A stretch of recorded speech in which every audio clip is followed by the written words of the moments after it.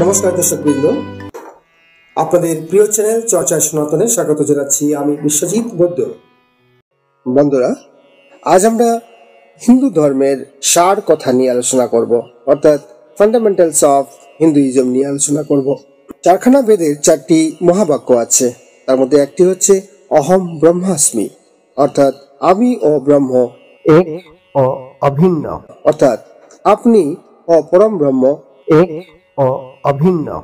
গভীরে প্রবেশ না করলে এই কথাটি শুনে সহজে মেনে নিতে পারবেন না। আপাতদৃষ্টিতে হিন্দু ধর্মকে দেখার চেষ্টা করলে দেখবেন এখানে ঈশ্বরকে নারী এবং পুরুষ উভয় রূপেই দেখা হয়েছে। অসংখ্য দেবদেবীর মধ্যে সাকার ঈশ্বর, আবার ওম শব্দে নিরাকার ঈশ্বরের পাশাপাশি একম অদ্বিতীয়ম শব্দ যুগলে একেশ্বরের কথাও বলা হয়েছে। অগ্নিহোত্র ইত্যাদি বৈদিক কর্মকাণ্ডের পাশাপাশি পৌরাণিক পূজাবিধির মধ্য দিয়ে স্বর্গের পথ প্রশস্ত করা হচ্ছে।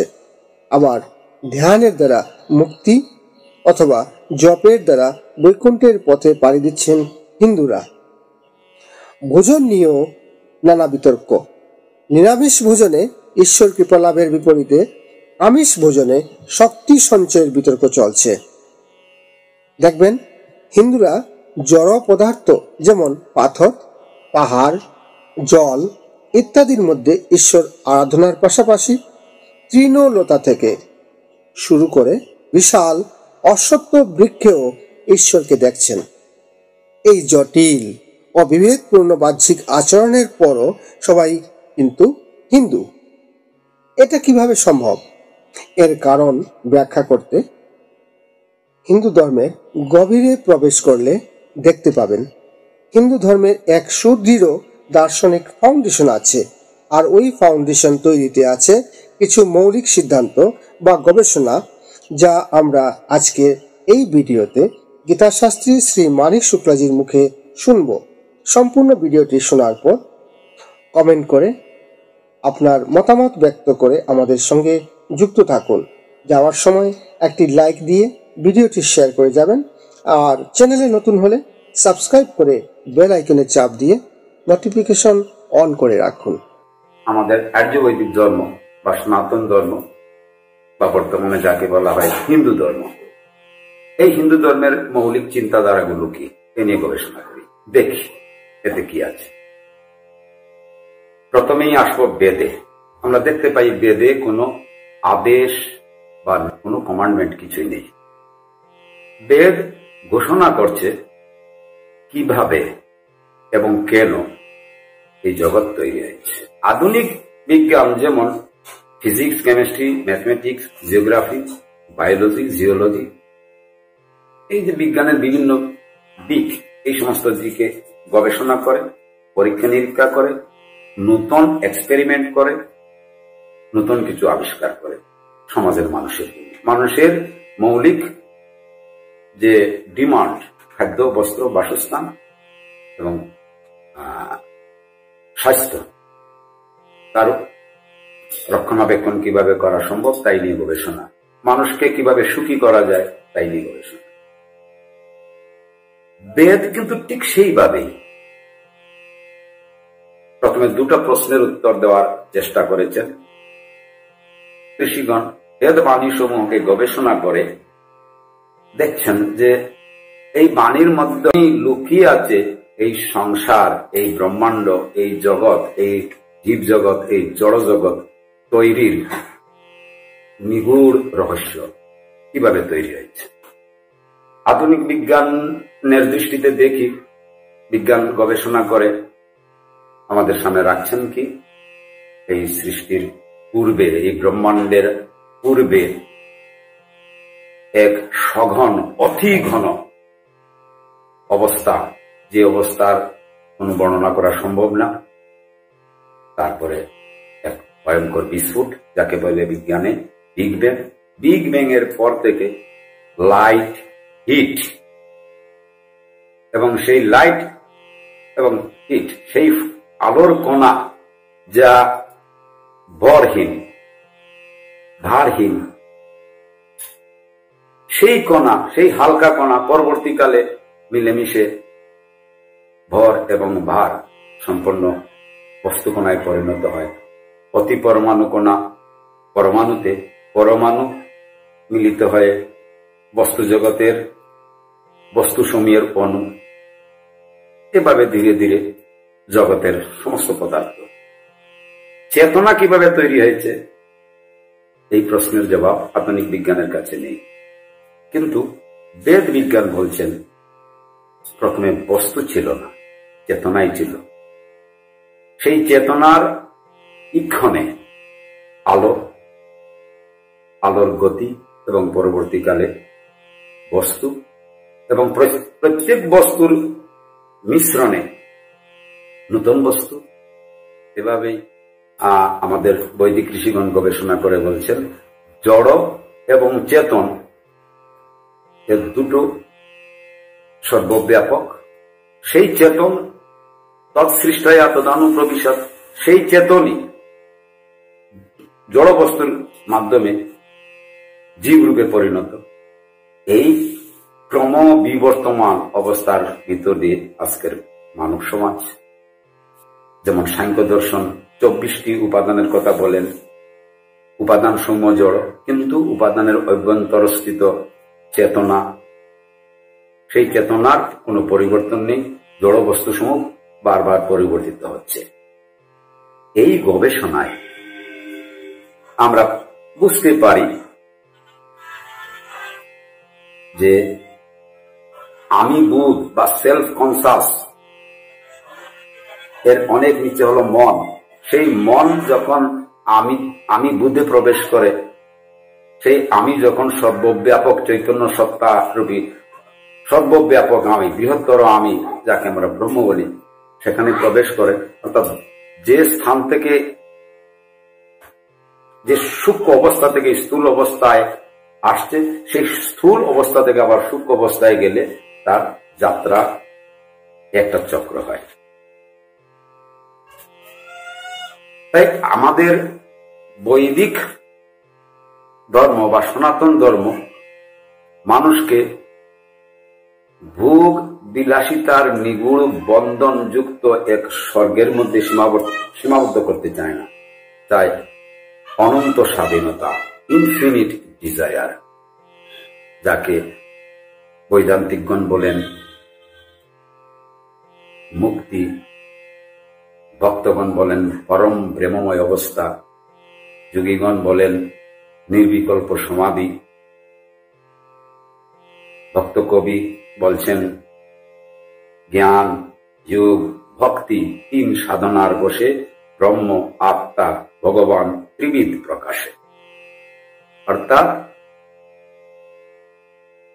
এই জগৎ কিভাবে সৃষ্টি হলো, কেন সৃষ্টি হলো, এই জগতের উদ্দেশ্য কি, বা স্রষ্টা যিনি পরম চৈতন্য তিনি কেন তৈরি করলেন।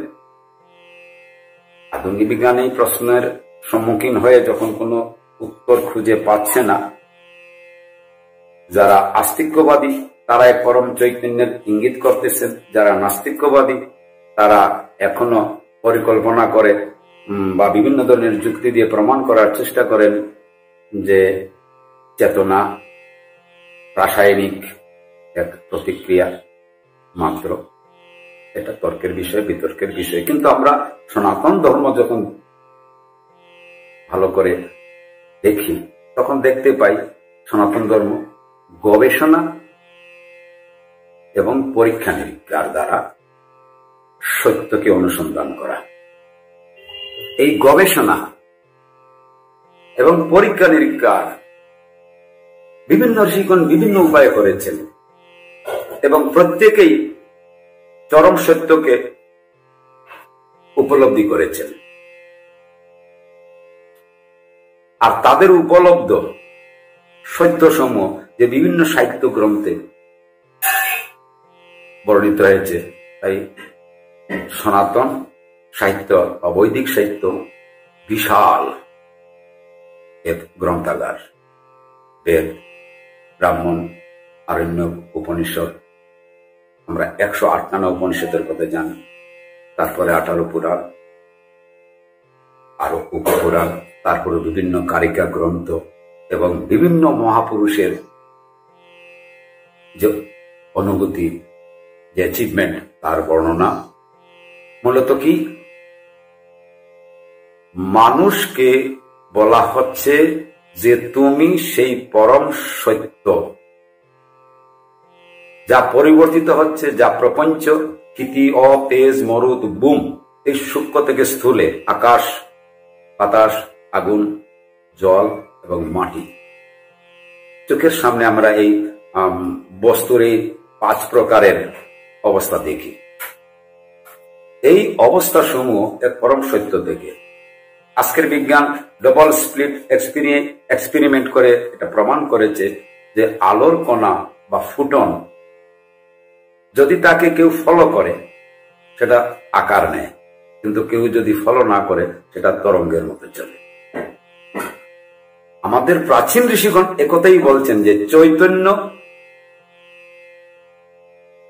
এই জড় জগৎ হয়েছেন, হয়ে নিজেই নিজেকে দেখছেন আনন্দ লাভ করার জন্য। জগতে আনন্দ যজ্ঞে আমার নিমন্ত্রণ, দৈন্য হলো মানব জীবন, রবীন্দ্রনাথ ঠাকুরের অনুভূতি।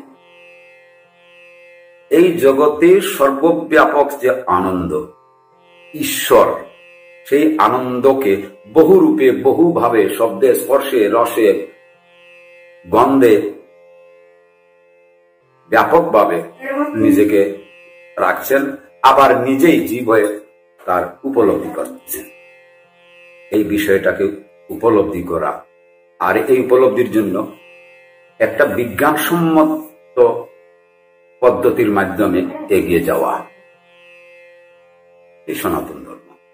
সনাতন ধর্ম কোন এক বিশেষ স্বর্গ নামক স্থানে যেখানে অনন্তকাল ধরে ভোগ বিলাস করতে হবে এদের কথায় বিশ্বাসী নয়। অবশ্য প্রাথমিক স্তরে মানুষকে ধর্মের পথে নেওয়ার জন্য বিভিন্ন ধরনের অনুষ্ঠানের কথা বলা হয়, কিন্তু দ্বৈত থেকে বিশিষ্টাদ্বৈত, বিশিষ্টাদ্বৈত থেকে অদ্বৈত, এভাবে ক্রমবিবর্তিত হওয়া। আর গবেষণা তুমি নিজেই করবে। প্রত্যেক মানুষ সেই ঈশ্বরের অংশ, প্রত্যেক জীব সেই ঈশ্বরের অংশ। জীবের চেতনাও ঈশ্বর, জীবের জড় দেহ সেটাও ঈশ্বর। এই উপলব্ধি আসলে মানুষ বুঝতে পারে যে তার জন্মও নেই, তার মৃত্যু নেই। একবার সে অনন্ত গভীর নিদ্রায় ছিল অনন্তকাল, তারপরে আবার তার ইচ্ছা মতোই সে প্রকট হয়ে অনন্ত আনন্দকে উপলব্ধি করে। আনন্দকে উপলব্ধি করতে গেলে তাকে দুঃখের উপলব্ধি করতে হয়। এই সুখ দুঃখের উপলব্ধি করতে করতে করতে করতে আবার সে যখন ক্লান্ত হয় তখন সবকিছু সংকুচিত করে এক বিন্দুতে পরিণত হয়। এই বেদান্তের সিদ্ধান্ত। আর শ্রীমৎ ভগবদ গীতা, ভগবান শ্রীকৃষ্ণ ৫ম অধ্যায়ের ১ম শ্লোকে এই সমস্ত সনাতন ধর্মকে মাত্র একটি শ্লোকে পরিভাষিত করেছেন। ঊর্ধ্বমূলম অধশাখম অশ্বত্থ প্রাহুরভয়ম ছন্দাংসি যস্য পর্ণাণি যস্তং বেদ সোবেদবিদ। এই সংসার বৃক্ষের মূল হল ঊর্ধ্বে, আর নিম্ন দিকে তার কি শাখা প্রশাখা। যিনি এই সংসার বৃক্ষকে বুঝতে পারেন তিনি জ্ঞানী, তিনি বেদবিদ। তার জন্ম এবং মৃত্যুর ঊর্ধ্বে তিনি থাকেন।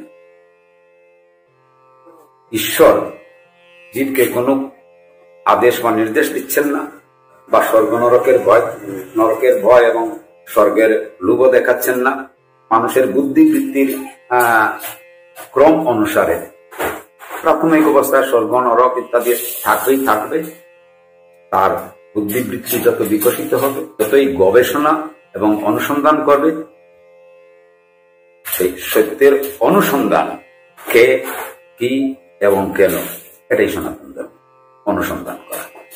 আর সত্য কি তার উত্তর বেদান্তে, বেদে, উপনিষদে দেওয়া হয়েছে। পরম ব্রহ্ম, পরম চৈতন্য। সেই সত্যকে উপলব্ধি করার অধিকার প্রত্যেকটি মানুষের আছে।